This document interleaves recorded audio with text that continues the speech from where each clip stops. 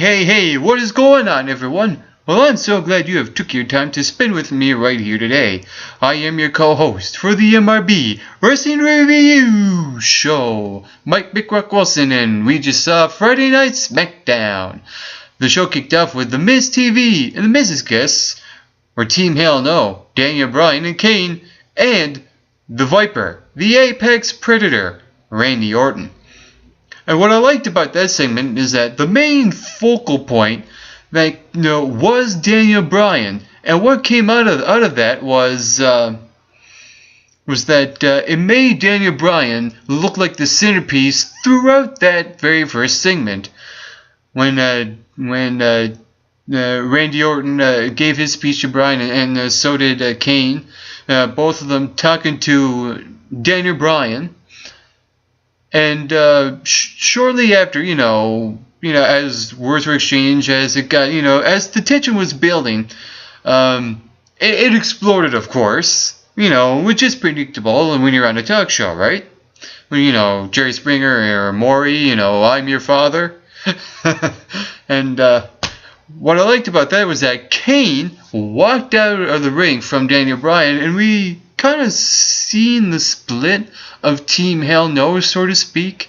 I don't think that anything should happen between Daniel Bryan and Kane when it comes to a one-on-one rivalry, because they already been there and done that before they even teamed up to become the tag team champs. And now, we saw that arising on the very first segment, as well as Randy Orton as well. And the one thing that I did not see coming was Teddy Long coming out and making a tag team match. Sorry, I just had to say that. But anyway, Teddy Long makes a tag team match, and it'll be The Shield, Roman Reigns and Seth Rollins, the tag team champs, will take on the team of Daniel Bryan and Randy Orton. And it's interesting to see the dynamic of Daniel Bryan and Randy Orton, because you see, the tension, in that first segment on Miz TV. And I'll get to that later on in the show. Also last night, Curtis Axel went one-on-one with Chris Jericho.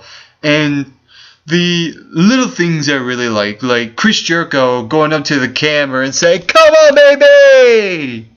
Those little things like that, getting the crowd going.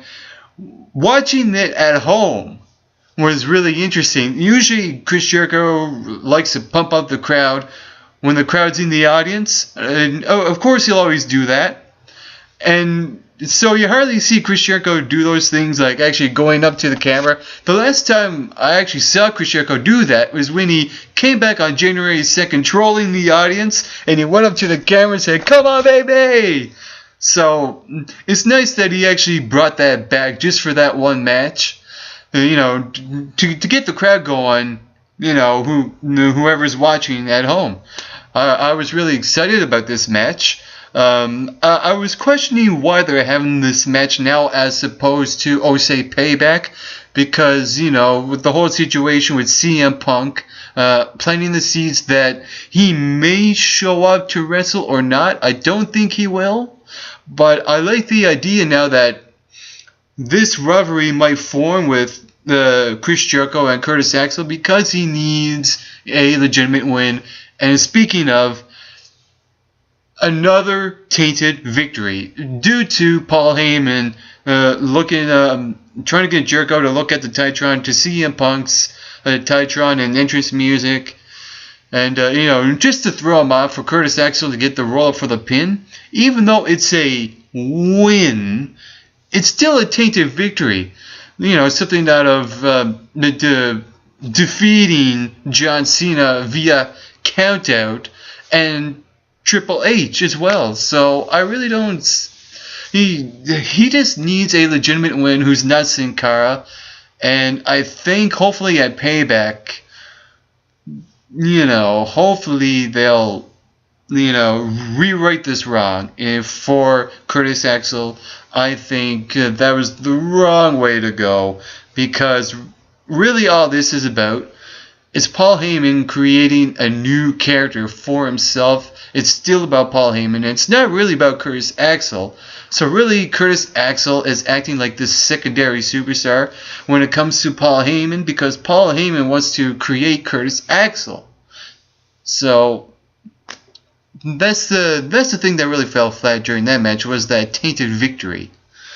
Also last night, Alberto Del Rio was about to go one-on-one with Heath Slater. It's a good thing that the bell didn't ring. I didn't see why winning a match against Heath Slater would help Del Rio anyway, because he has to face the world champ Dolph Ziggler probably at the next pay-per-view event, Payback. So I like that the match didn't even start.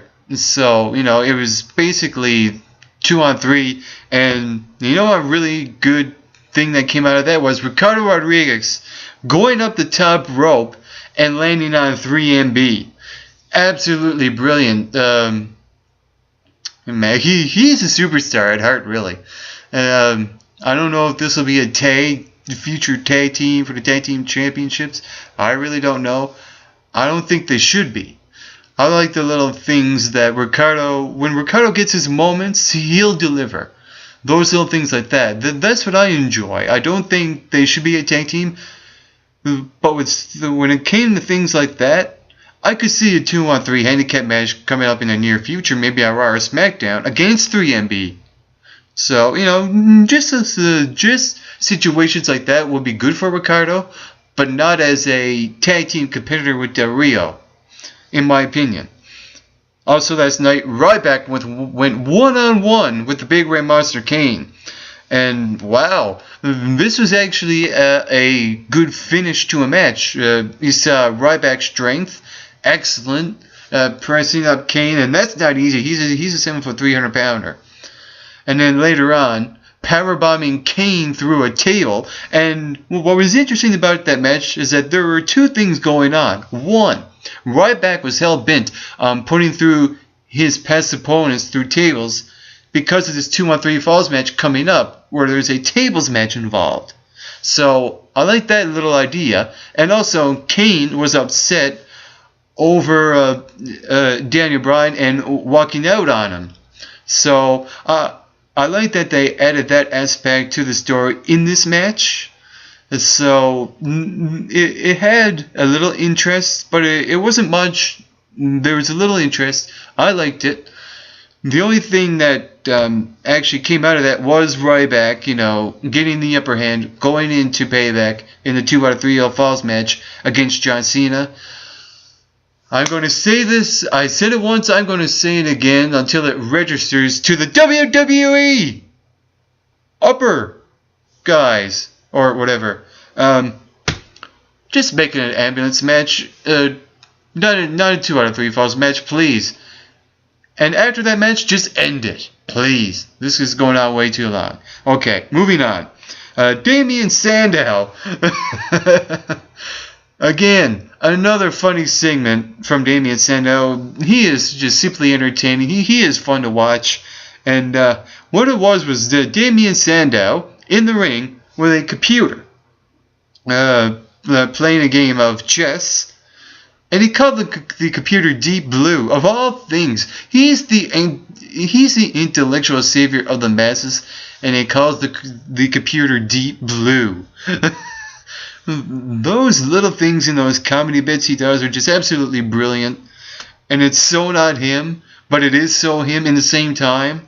And what was interesting is that usually when Sheamus interrupts, he usually gets the upper hand on Damien Sandow. But with this time, Damien Sandow sucker punched him and actually bed Sheamus up a bit with the table that was, landed on its side after Sheamus bro-kicked the computer.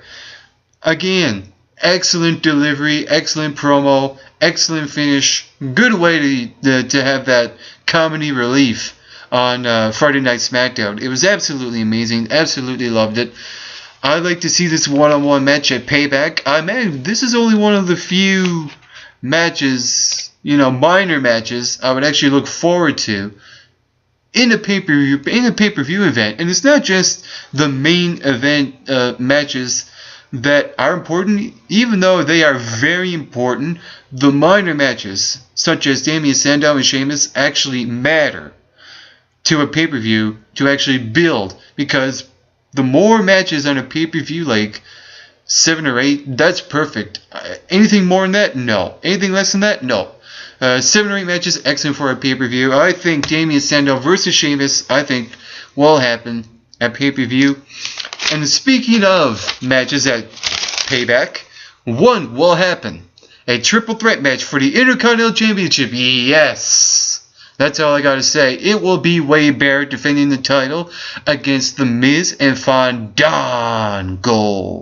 Even though I think this will be a little too soon for Fandango to actually win this match, I think he will. I think Fandango will be the Intercontinental Champion after this match because of his fan base right now. He's getting a lot of boos. If you notice his match with Zack Ryder on SmackDown, as well as Zack Ryder with the cheers. Now, hopefully, I don't know if this is just going to be a one-nighter thing for Zack Ryder, to actually get that response from him. So, if he's on Raw or SmackDown for the next few weeks or so, give it time. Let's see how the fans react, and hopefully they'll actually build Zack Ryder up again, because his career is just going downhill week after week and month after month. So hopefully this will be some sort of redemption for Zack Ryder. And as for Fandango, you're the man. And the main event was The Shield. Seth Rollins and Roman Reigns versus Daniel Bryan and Randy Orton. 3 things came out of that match. Finally, Randy Orton is turning heel. Excellent delivery last night from Randy Orton, getting the last word on Daniel Bryan, as well as Daniel Bryan. He was on fire, kicking Rollins, kicking Reigns, Rollins, Reigns, yes, kicks after kicks after kicks. Daniel Bryan was just on fire. He wasn't as much as on fire as he was on last Friday's SmackDown or even Raw, but he was still on fire, man. He was absolutely amazing. Really, everyone won that match on the main event on SmackDown, because Randy Orton now turning heel, RKOing Daniel Bryan after Daniel Bryan accidentally clotheslines him in the corner. So that actually came good out of that. Finally, Randy Orton is turning heel. And Daniel Bryan, of course, absolutely amazing. He's on fire. And the Shield also looked good at the end as well, before Daniel Bryan just annihilated all 3 of them.